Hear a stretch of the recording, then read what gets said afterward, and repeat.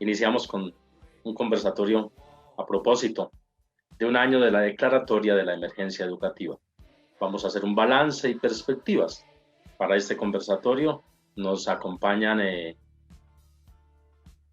pues desde la parte de salud el doctor Orlando Acosta, quien es doctor en virología molecular, desde la salud y el género, Edilma Suárez, presidente de ANEC, seccional Cundinamarca. Edilma está con nosotros. Buenos días, Edilma. Buenos días, Armando, y buenos días a todos. Bueno, aprovecho para felicitarla, ¿no? Ese premio nacional que le da a los estudiantes de enfermería como docente destacada por su labor. Un abrazo en la distancia y muchas felicitaciones. Gracias, Armando. Aquí es la nominación. Nos nominaron a un grupo, pero bueno, estar allí ya es un premio. Ya es ser ganadora, sí, de acuerdo. Y desde el Magisterio nos acompaña Miguel Ángel Pardo, secretario de Asuntos Educativos, Pedagógicos y Científicos de FECODE. Miguel, buenos días. Muy buenos días, Armando. Un saludo vital, pedagógico y fraternal a todo el magisterio, a la comunidad educativa, por supuesto a nuestra compañera Edilma, y ahora que pueda vincularse nuestro compañero Orlando. Sí, estamos a la espera de él, pero quisiera que iniciáramos ese conversatorio. ¿Qué balance y qué perspectiva nos deja este primer año de declaratoria de la emergencia educativa? Miguel. No, yo creo que la palabra primero es para Edilma, por todas las razones del mundo. Gracias, Miguel Ángel. Bueno, el balance podríamos decir que es un balance negativo, y ese balance tiene que ver con el mal manejo que el gobierno nacional ha dado a la pandemia, ¿sí? Primero, el problema que tuvimos iniciando la pandemia con la entrega de los elementos de protección personal. Recuerdan que en medios incluso salió la acusación hacia un médico en una clínica en Bogotá, porque se consideraba que había, digamos, sido irresponsable y que había infectado con el COVID-19 a sus compañeros, pero lo que estaba detrás del caso realmente era la no entrega de los elementos de protección personal. Ese fue un caso que todavía no ha sido resuelto, porque un año después los trabajadores necesitan elementos de bioseguridad, porque los que se entregaron hace un año, por obvias razones, ya están deteriorados. Además, los que se entregaron tampoco tenían buena calidad. Entonces, primera situación. La otra problemática es que todo el sistema se enfocó a aumentar el número de camas en unidades de cuidados intensivos, y no se hizo lo que debía haberse hecho, que era trabajar en atención primaria en salud, con equipos de salud territorial, yendo casa a casa, explicándole a las personas y haciendo detección en el lugar, en la vida cotidiana de las personas, ¿sí? Entonces nos dedicamos, como lo hemos visto en este sistema, a reparar, pero no a prevenir. Ese fue otro problema grande que ha llevado a que Colombia tenga uno de los más altos casos de infección por COVID y de muerte también por COVID-19. Luego se evidencia también, o la pandemia pone en evidencia la precariedad del sistema de salud, definitivamente inoperancia de las empresas prestadoras de servicios de salud, o ahora llamadas administradoras de planes de beneficios, ¿sí? Muestra que son inoperantes, muestra que realmente no tuvieron una acción de atención oportuna, tanto para dar el seguimiento a los casos sospechosos o los casos de COVID-19, pero también lo que tenía que ver con la toma de las muestras, y cómo lo que se hizo fue seguir mercantilizando y aprovechando la pandemia para que le fueran transferidos recursos que han debido ser pasados directamente a los hospitales públicos.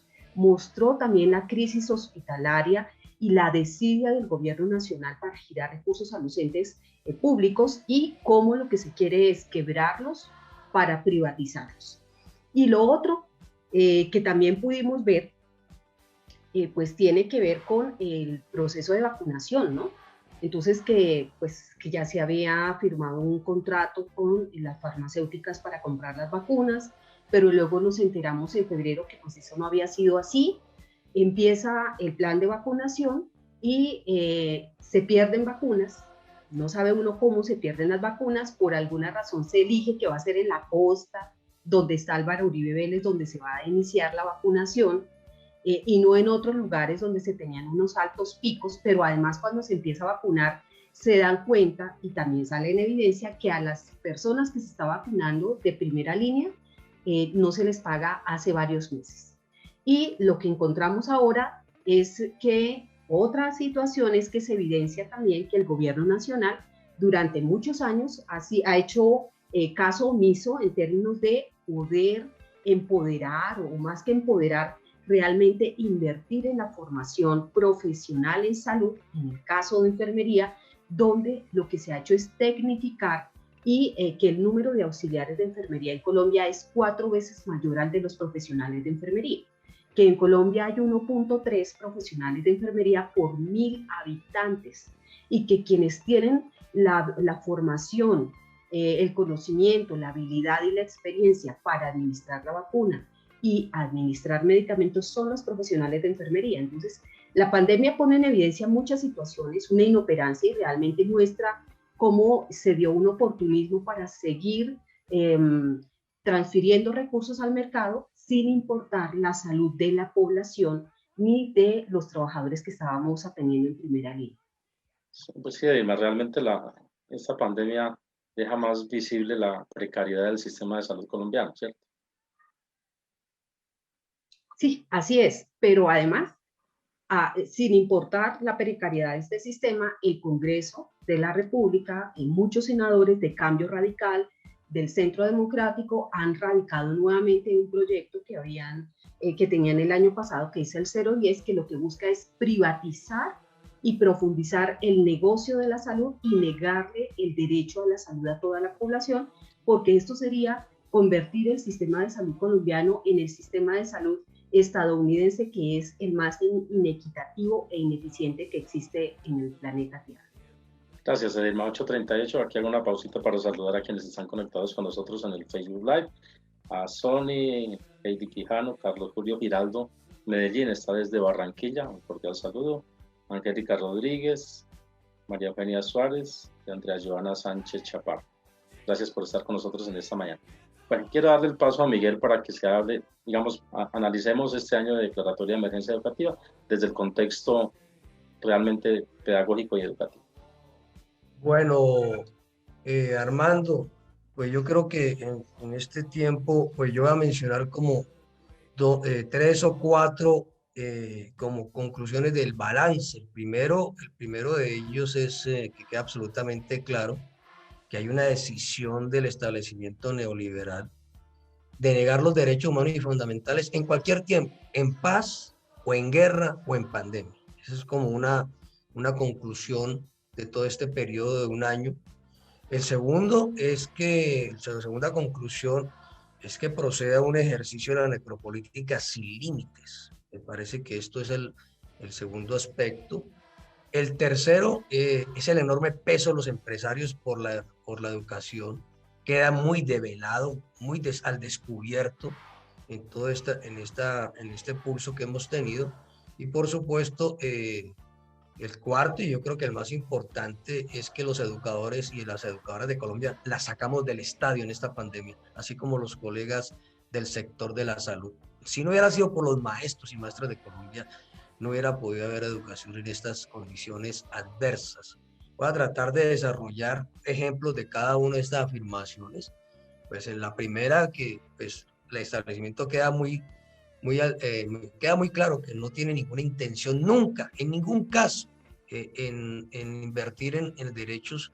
Pues en tiempos de paz, entre comillas, recortó 348 billones de pesos en los últimos 18 años, que no solamente negó los derechos, sino nos dejó en estado de indefensión. Y en este año lleva 8 meses tratando de hacer llegar 400.000 millones de pesos a los colegios, que significaría, si finalmente llegan todos, 5 millones de pesos por cada año y por cada sede escolar. Es decir, queda claro el predominio de la plutocracia neoliberal, especialmente el sector financiero. En cuanto al ejercicio de la necropolítica, pues tomada la decisión de no hacer ningún tipo de inversión en los 1.103 municipios de Colombia y sus gentes, pues queda claro que la única regla del establecimiento neoliberal es que es la ilimitada tasa de ganancia, y en ese orden de ideas prefiere aplicar y ejercer la necropolítica. Hay dos ejemplos que yo resalto en eso. Es pues toda la presentación y la presión para retornar a clases sobre la base de la letal alternancia educativa. Creo que esto pues no hay que explicarlo, lo hemos explicado durante todo este tiempo.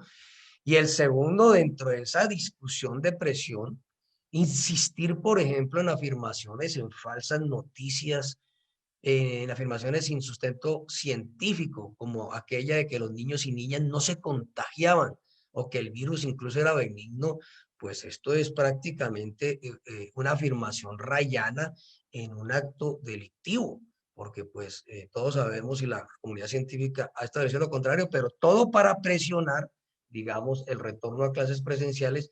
Y más grave, como decía la compañera Heidi en alguna de las exposiciones, poner a los niños que no tienen voz de primeras, y coincidencialmente quien lidera la campaña de retornar a clases presenciales sin condiciones es Isabel Segovia, la gerente de los jardines privados de de la élite.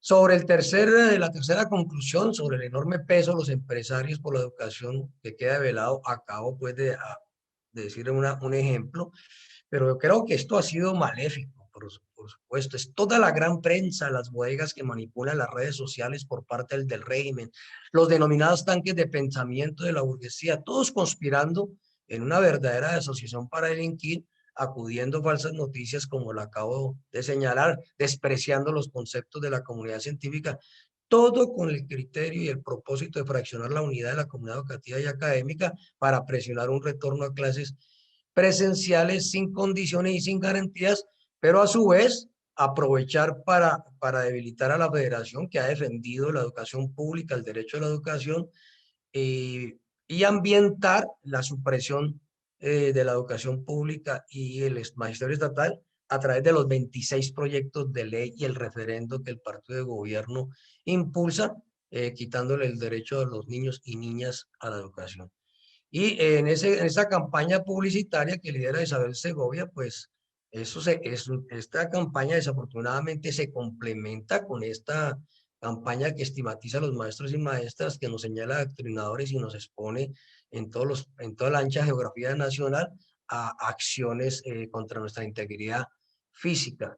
Desafortunadamente en este enredo también han caído académicos y gobiernos alternativos como el de Bogotá y ahora el de Cali, y hasta entidades que hablan de paz. Esto es muy grave, pero bueno, digamos que esa es como una tercera. Y la última conclusión, que la educadora la sacamos del estadio en esta pandemia, claramente si no hubiera sido por la creatividad pedagógica, por el compromiso, por haber puesto recursos para que nuestros chicos se comuniquen entre sí con los maestros, para 16 horas de manera permanente. Si no hubiera sido por eso, no hubiera habido educación, derecho a la educación en esta adversidad. Y queda claro que mientras el gobierno retenía los 400.000 millones de pesos, nosotros estábamos terminando, batiéndonos en las escuelas, terminando uno de los años más duros de la historia de la escuela. Y lo otro, logramos impedir la letal alternancia educativa, y eso ha implicado que contribuimos a salvaguardar la vida de por lo menos 19 millones de personas que giran alrededor de la escuela. Sí, Miguel, digamos ahí se maneja ese lenguaje en el que nos han metido medios de comunicación, pues obviamente auspiciado por gente que maneja sus intereses económicos, de que los maestros no queremos volver.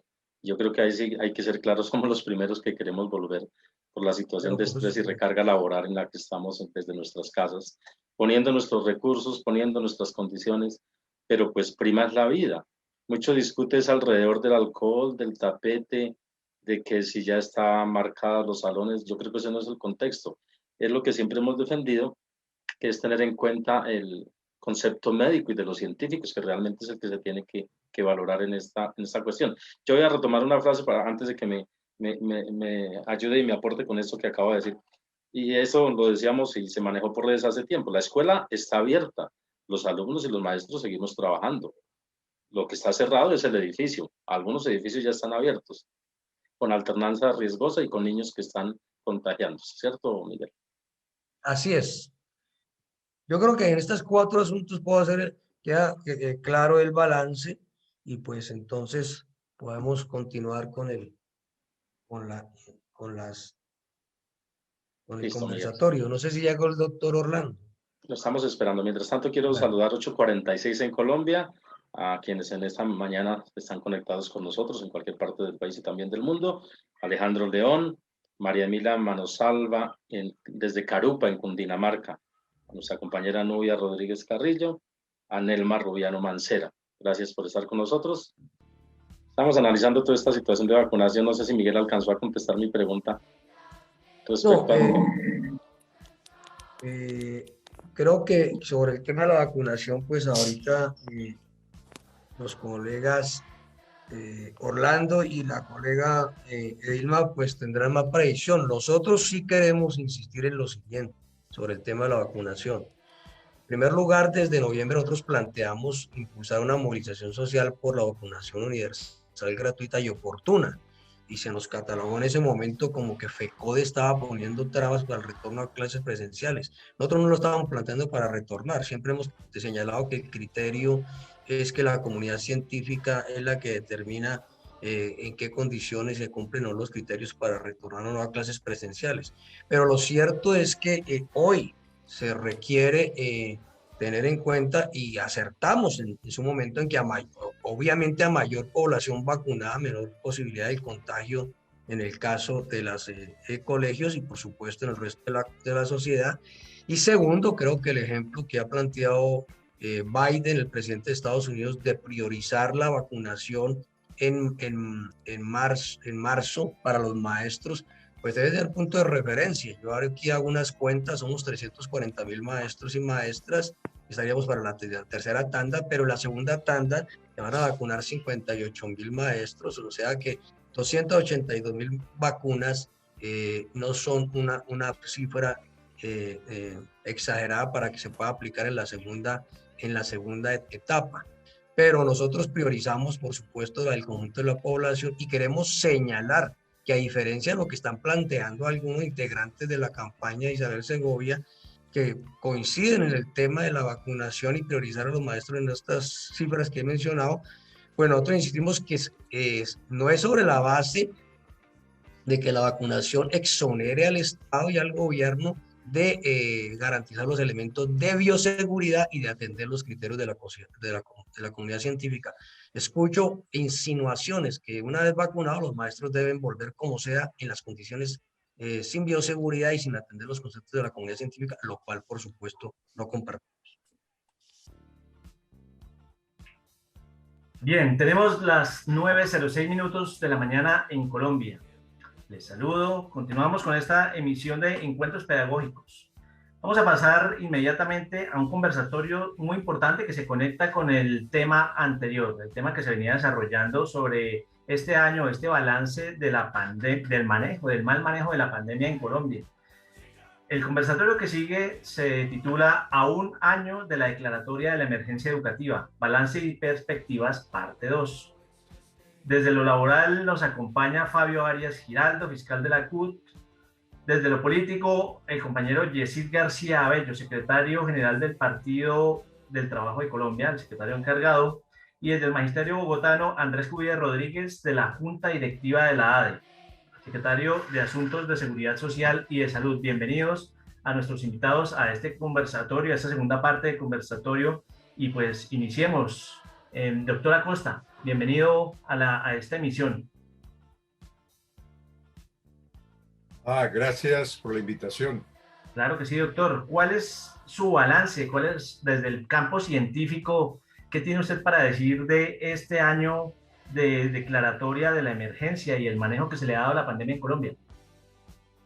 Bueno, en primer lugar, cuando se habla de balances, en términos cuantitativos, en el marco de una pandemia como la que estamos padeciendo aún, pues hay que verlo en términos de las víctimas que se han producido. Entonces, si nosotros vemos comparativamente en los datos a nivel mundial, entonces uno de los parámetros que se utiliza es el de los fallecimientos por millón de habitantes. Mientras uno observa países que tuvieron un manejo estricto de la pandemia desde su comienzo. Podemos ver cifras tales como las de China, donde el número de fallecimientos por millón de habitantes es de 3, Singapur de 5, Nueva Zelanda de 5, Cuba de 28, Japón alrededor de 50, Corea del Sur también alrededor de 48 fallecimientos por millón de habitantes.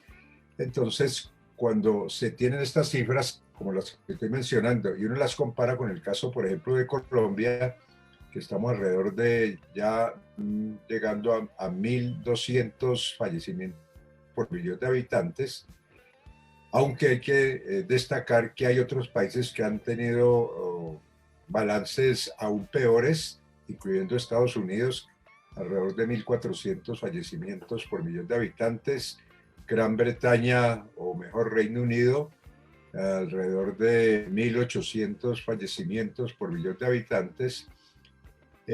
O sea que cuando uno lo mira comparativamente, si uno quiere calificar el acierto en el manejo, pues a veces de manera tendenciosa o sesgada, pues escoge cuál referente le es conveniente, es decir, en términos políticos, si aquellos países que les ha ido peor o aquellos países como los que destaqué con las cifras que he indicado, que han tenido un mayor acierto, un mayor éxito en el manejo de la pandemia.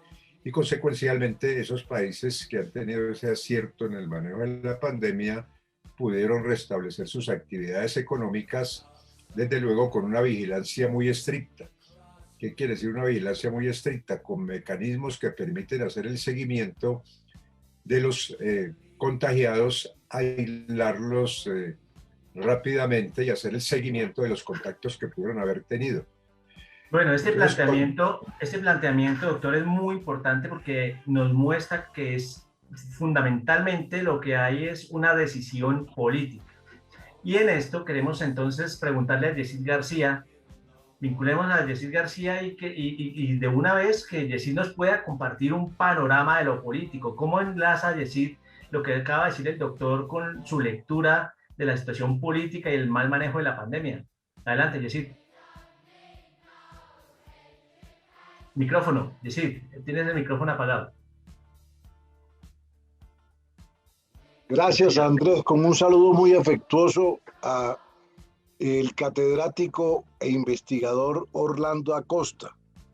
Sí, yo debo hablar de la cosa política, pero permítame, hago un comentario sobre el tema de salud, así no sea mi campo. Adelante. Es evidente que la pandemia trae al mundo y en particular a Colombia una enseñanza. Es que el modelo neoliberal de atención en salud fracasó. Esos países que tienen un menor número de muertos por millón, no solamente han controlado la pandemia de manera seria, de manera rigurosa, sino que han tenido un sistema de salud dependiendo del Estado con cobertura universal que les ha facilitado hacer esa labor. En Colombia lo que está claro es que las EPS fracasaron y las EPS quedaron en su verdadera dimensión, unas empresas destinadas a ser intermediarias y enriquecerse con los dineros de la salud, sobre la base de que la salud es una mercancía y la salud no es un servicio ni es un derecho. Fíjense en el tema de las vacunaciones. Aquí hay un cuello de botella gigantesco. Sé que me estoy metiendo en un tema que no es el mío, pero hay un cuello de botella gigantesco. Hoy en Colombia hay 1.200.000 vacunas sin poner. Hoy llega otro 1.000.000 de vacunas, hoy sábado, de 2 laboratorios. Y poner esas vacunas mientras esté bajo la responsabilidad de la CPS, eso no tiene control estatal. Aquí la propuesta que se ha debido acoger es la de algunos mandatarios seccionales y departamentales que dijeron que eran las secretarías de salud a todo nivel quienes debían coordinar la vacunación.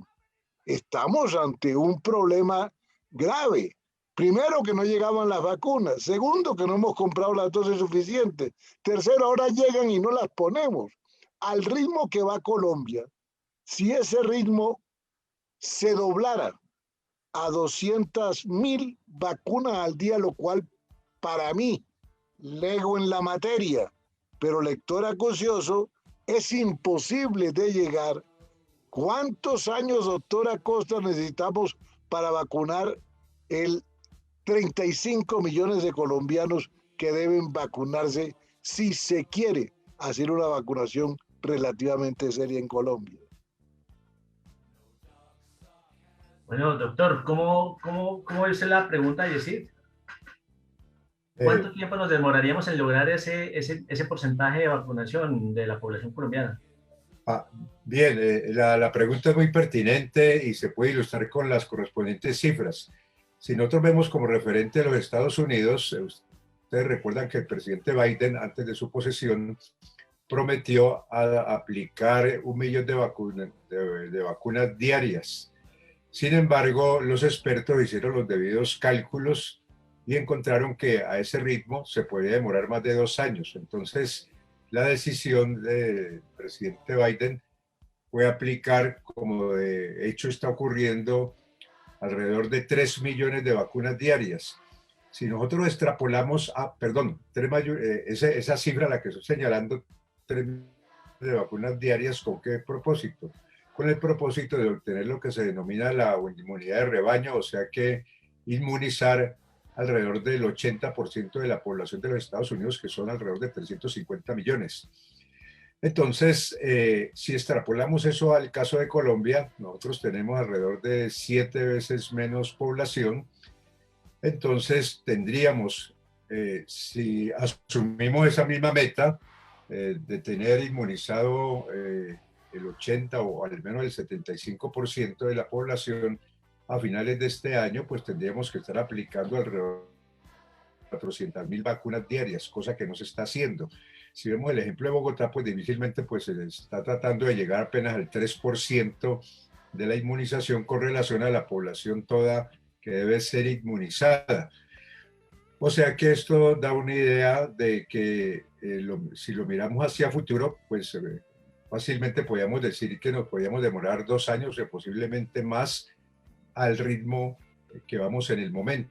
Exactamente, doctor. Entonces, vamos a eso. Esa cifra que usted nos da también es muy interesante porque nos permite llevarlo, como dice usted, extrapolarlo también al campo de la educación, que es un tema muy sensible, y para eso pues nos acompaña Andrés Cuide Rodríguez, integrante de la Junta Directiva de la ADE, secretario de Salud y Asuntos de Seguridad Social, que pues nos puede comentar qué está ocurriendo primero en el ámbito laboral de los maestros, porque definitivamente deberíamos estar incluidos de forma prioritaria en esta segunda fase de vacunación como una manera de mitigar los posibles impactos.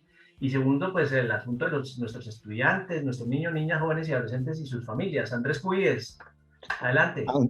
Andrés Ballén, un saludo muy especial al doctor Orlando y a Yesid en este panel tan interesante a un año de padecer la pandemia.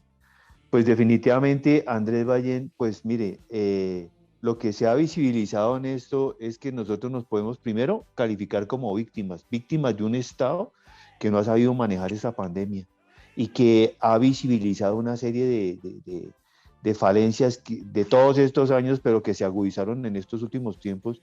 Y nosotros que trabajamos con las comunidades educativas, que en últimas viene a ser la población colombiana, que son nuestros estudiantes, sus papás y sus mamás y sus familias, pues nos vemos como en una encrucijada, porque nosotros como magisterio sí nos ha tocado salir a defender los derechos de la población en medio de una salud crítica, como lo acaba de mencionar Yesid, manejado por unas EPS que no tienen otro criterio sino el de usufructuar la ganancia a cambio de no brindar la salud. Y por eso digo que como víctimas, y a un magisterio también, en medio de un sistema de salud del magisterio que es de carácter especial, pero de una fiduciaria que no ha brindado las garantías propias para cumplir con los términos de los contratos, y por esa razón tenemos también maestros fallecidos y tenemos beneficiarios fallecidos. Y una contradicción total con un gobierno nacional y regional en el sentido de tratar de imponer una alternancia que no es otra cosa sino darle el mismo trato a la educación que se le ha dado al sector productivo y al sector económico del país. Es decir, reactivando todas estas zonas, todos estos sectores en medio de una pandemia activa que aún no ha sido controlada por el gobierno. Bien lo decía el doctor Orlando Acosta, pues que nos vamos a demorar mucho tiempo, no sabemos cuánto, con la parsimonia del gobierno. Y como lo dice Yesir, con las vacunas ahí guardadas, sin un esquema para la práctica, ponerlas de manera rápida, pues nosotros estamos ante una imposición de una alternancia que pone en riesgo a los niños sacándolos de sus casas donde están bien resguardados a unas ciudades totalmente infectadas y de un magisterio que se ha venido desempeñando, trabajando en casa, atendiendo la estrategia de aprender en casa, que también en el momento que lo saquen a los espacios urbanos contaminados, pues lo que tenemos es una agudización de los efectos que es la infección y llegar a un sistema de salud insuficiente. Así la alcaldesa de Bogotá se jacta de decir que ahí tiene las UCIs para atendernos, pues de eso no se trata, porque lo que sí hemos nosotros dicho y muy bien nos ha indicado el doctor Orlando Acosta es que el derecho de la educación no puede estar por encima del derecho de la vida y en ese sentido es la premisa que hemos colocado todo el tiempo en las discusiones que hemos estado con la Secretaría de Educación y con la Alcaldía en Bogotá. Perfecto. Entonces, eso, Valle. Pues para completar este panorama del asunto, de la relación entre la cuestión científica, política y educativa, pues Miguel Ángel Pardo, del Comité Ejecutivo de FECODE, venía desarrollando en la primera parte de este conversatorio una idea y lo invito a que se vincule a esta conversación para que termine de poner su punto de vista desde el plano de la federación y los análisis correspondientes. Miguel, ¿qué hay que decir con lo que vienen diciendo nuestros contertulios? Bueno, yo creo que está absolutamente claro y confirma por lo que estábamos hablando en la primera parte de la charla. Y creo que lo que ahora procede es que cuál es la proyección frente a este balance que se ha expresado desde el punto de vista científico, político, y por supuesto lo que expresaba el compañero Andrés y la colega Dilma. Y creo que lo más próximo en este momento que nos corresponde hacer es impulsar un gran apoyo al pliego de peticiones de FECODE, de las 13 regionales que han presentado nuestras filiales. Y alguien dirá, pero ¿por qué Miguel habla de esto? Pues porque el pliego es un pliego de la gente, es un pliego por la vida, la salud y la educación en condiciones dignas. Y ya lo empezaron a satanizar desde el partido de gobierno porque les implica una inversión social. Y en materia de lo que estamos hablando del retorno a clases presenciales, pues ya hemos expresado nuestra posición sobre el tema de la vacunación y las condiciones, pero sobre todo es la necesidad de que el gobierno, además de cumplir con los criterios que hemos dicho, de atender los conceptos de la comunidad científica para tomar definiciones en salud pública y en el retorno a clases presenciales para que no haya un desenlace fatal y en una bioseguridad previa y suficiente. Y además lo que hemos planteado en la vacunación también acierte en el respaldo financiero que se requiere por parte de nosotros, que nosotros lo proponemos desde la escuela, una organización escolar y curricular que se proponga reversar los efectos negativos de la pandemia y por supuesto asimilar las experiencias de la misma. Y eso va a requerir para reversar esos estragos de la pandemia en todos los terrenos académico, pedagógico, de salud mental, etcétera, va a requerir de respaldo financiero. Por lo tanto, entonces creemos que en este momento se requiere un gran rodear a la federación y exigirle al gobierno nacional que no saque excusas para iniciar un proceso de negociación que tiene como primer punto salvaguardar la vida y la salud en torno al tema educativo y al retorno a clases presenciales. Esto es para proteger a 19 millones de colombianos y colombianas, como también la exigencia nuestra en el pliego de peticiones, no el retorno de las clases presenciales, sino en el pliego de peticiones, de que le retornen los 348 billones de pesos con B larga que le quitaron en los últimos 18 años a la población de los 1.103 municipios y que le limitaron el derecho a la salud, al agua potable, el saneamiento básico y a la educación. En ese orden de ideas, esos son los retos asumados pues al reto que tenemos de derrotar ese referendo uribista que ha planteado la supresión del derecho de los niños y niñas y jóvenes, respaldar el referendo alternativo, porque no estamos dispuestos, y esto creo que va a ser la conclusión principal, a volver a esa normalidad antes de la pandemia, de una educación privatizada y de una salud privatizada y una educación sin recursos. Y por eso vamos, como se dijo, o al 22, pero para unir a todas las fuerzas democráticas para que haya derechos fundamentales y humanos en Bogotá, en Colombia. Listo, Miguel, muchas gracias. Y pues ya para despedirnos, en 30 segundos, cada uno de nuestros otros 3 participantes en esta conversación, doctora Costa, Yesid y Andrés Cubides, en 30 segundos, ¿hacia dónde ir? ¿Qué hay que hacer en lo científico, en lo político, en lo educativo? Doctor. Bueno, mientras tanto, Yesid. Bueno, sí, ok, doctor, sí, ¿hacia dónde ir en 30 segundos? Y ya para cerrar, agradeciendo. Indudablemente, frente al nivel de la pandemia que estamos presenciando, pues claramente uno de los aspectos fundamentales es garantizar la vacunación en la proporción que he señalado, idealmente acercarse a las 400.000 vacunas diarias para poder obtener la inmunidad de rebaño antes de la terminación de este año. Ese es un aspecto crucial y tiene una conexidad, una relación íntima con el derecho a la vida, desde luego, en la medida en que una persona inmunizada pues se aleja de ese riesgo de fallecer frente a la infección de este devastador coronavirus. Listo, doctor, mil gracias por su participación. Yesid, adelante, ¿hacia dónde va? ¿Hacia dónde ir?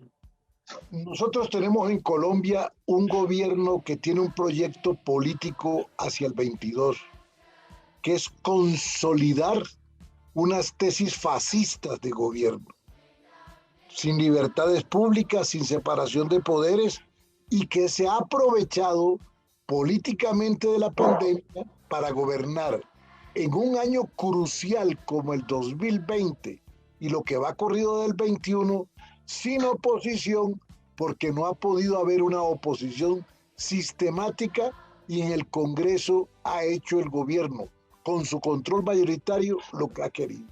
Entonces, ¿qué se impone en consecuencia? Se impone que las fuerzas alternativas, las fuerzas democráticas, las fuerzas progresistas, se unan en un solo haz de voluntades que se concrete en listas a los cuerpos colegiados grandes, que sumadas ellas, si es que no se puede hacer una sola lista de todas las fuerzas alternativas, den mayoría en el Congreso de la República para las fuerzas democráticas, y que se pongan de acuerdo antes de la primera vuelta en un solo candidato presidencial, que si se cumple este requisito, con absoluta seguridad, la historia de Colombia cambiará radicalmente. Listo, Yesid, mil gracias por ese análisis, y por supuesto lo que necesitamos es ese gran acuerdo político que nos permita enderezar el rumbo de este país. Andrés Cubides, desde el plano educativo, ¿qué hay que hacer en Bogotá? Nosotros nos seguimos conjugando con las dos expresiones con las que presentó Yesid García y el doctor Orlando Acosta, y seguiremos nosotros exigiendo el respeto por la vida del magisterio de las comunidades educativas. Y además dejamos una pregunta: ¿qué escuela le va a entregar el gobierno a los estudiantes y al magisterio cuando se acabe medianamente esta crisis? ¿Será que seguimos recibiendo las escuelas destruidas, sin recursos y mal atendidas? ¿Será que vamos a recibir unas escuelas diseñadas para confrontar los nuevos retos de las pandemias? Entonces ahí está la encrucijada. ¿Y cuándo nos irán a entregar los computadores para los niños para evitar todo esto o para resolver este problema de incomunicación a esta administración de Bogotá, que no se le ha querido dar la gana de comprarlos y entregárselos a los niños de manera urgente? Pareciera que fuera una medida de presión de la administración distrital para hacerlos forzar a la alternancia, a la presencialidad en medio de una pandemia activa. Y entonces por eso decimos: defendemos la vida y a la escuela regresamos, cuando los científicos y los médicos nos indiquen que la vida no corre riesgo. Gracias. Perfecto, perfecto, mil gracias. Y Miguel, despedimos este conversatorio con un mensaje rápido. No, señalar que toda esta publicidad impulsada por el régimen para dividirnos, primero no nos va a dividir y segundo no nos va a doblegar. Vamos a seguir defendiendo el derecho a la vida, a la salud y a la educación en condiciones dignas, y la federación va a seguir insistiendo en ser un baluarte de la movilización social. Perfecto, a todos mil gracias por su asistencia, por su participación y por sus grandes ideas en esta mañana para toda nuestra audiencia, para el pueblo colombiano y para el magisterio en particular. Y como lo anunciábamos al inicio de esta sección, también contamos con la participación de Fabio Arias, que no pudo estar presencial en vivo, pues, en esta sección, pero nos envió su aporte en video. Entonces, démosle paso a los planteamientos de Fabio Arias Giraldo, fiscal de la CUT.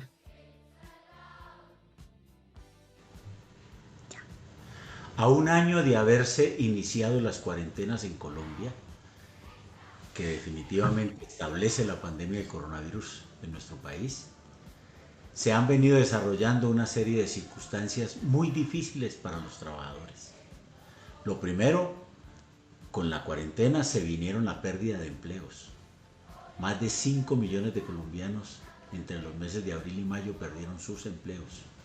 No hubo autoridad laboral que verdaderamente le hiciera control a los despidos masivos que vinieron a hacer todos los empresarios de Colombia. Los informales también fueron confinados y por tal motivo perdieron sus ingresos. En ingresos, la población a diciembre de este año, según las estadísticas de los señores de ANIT, perdieron más de 35 billones de pesos. Es decir, la situación de hambre y de pobreza se acrecentó significativamente en el país. Las medidas tomadas por el gobierno han sido fundamentalmente para atender a los banqueros y a los grandes empresarios. A las MIPYMES también las dejaron que se murieran. El tejido empresarial, 500.000 MIPYMES se han liquidado en medio de la pandemia. Y con eso todos los trabajadores que estaban al servicio de esas MIPYMES. El gobierno estableció unos auxilios, el subsidio a las nóminas para las empresas, pero desafortunadamente de los 6 billones de pesos que ha otorgado en subsidios a las nóminas, 3 billones de pesos, es decir, la mitad se la han dado a las grandes empresas, a empresas de más de 500 trabajadores, en las cuales están el Grupo Sarmiento Angulo, el Grupo Santo Domingo, el Grupo Ardila Lule, el Grupo Chavarría, etcétera, etcétera. Es decir, no le han querido, no destinaron verdaderamente los recursos para lo que eran. Con esos 3 billones de pesos seguro pudieron haber salvado a esas otras 500.000 MIPYMES que definitivamente se perdieron y se liquidaron. La renta básica universal, que fue una de las peticiones que se levantó con mucha fuerza dada la situación de hambruna en el país, no ha sido atendida por este gobierno. Terminaron con un miserable ingreso solidario de 160.000 pesos para 2,5 millones de familias de colombianos, es decir, para un sector todavía muy mínimo. Y como si fuera poco, en medio de la pandemia, el gobierno ha utilizado las facultades extraordinarias que le da la emergencia económica y sanitaria, ¿sí?, para atentar contra los derechos de los trabajadores. En medio de esta pandemia, en agosto del año pasado, se expidió un nefasto y regresivo decreto 1174 que incorporó una regresiva reforma laboral y pensional, en la cual le van a contratar por hora a los trabajadores, le van a dar menos de un salario mínimo, no le reconocen la seguridad social, sino un piso de protección social, que es una cuestión todavía mucho más, menos seguro para los trabajadores. No van a tener derecho a las incapacidades, o por enfermedades o por accidentes, y la pensión definitivamente se pierde. Y por si fuera poco, y aprovechando también los términos de la pandemia, el gobierno viene anunciando todavía medidas mucho más regresivas. Ya tiene preparado, mediante la misión de empleo, una reforma laboral y pensional. Y con el informe que dio la Comisión de Tributos Tributaria, la Comisión Internacional Tributaria, va a hacer una reforma tributaria. todas medidas muy regresivas. En la reforma tributaria le va a imponer el IVA a los productos de la canasta familiar y va a aumentar significativamente la tributación para los sectores de los trabajadores y de los pensionados. Se habla de que todo trabajador que gane ya más de 2 millones de pesos va a ser, lo van a poner a tributar, y lo mismo con las pensiones, tres salarios mínimos para las pensiones, y van a acabar con las cajas de compensación familiar. Por eso, desde la Central Unitaria de Trabajadores, estamos invitando a la población en general a hacer un gran paro nacional contra este mal gobierno y todas estas medidas que se hicieron en medio de la pandemia y con las que viene, que el gobierno no para de servirle a los banqueros y a los empresarios.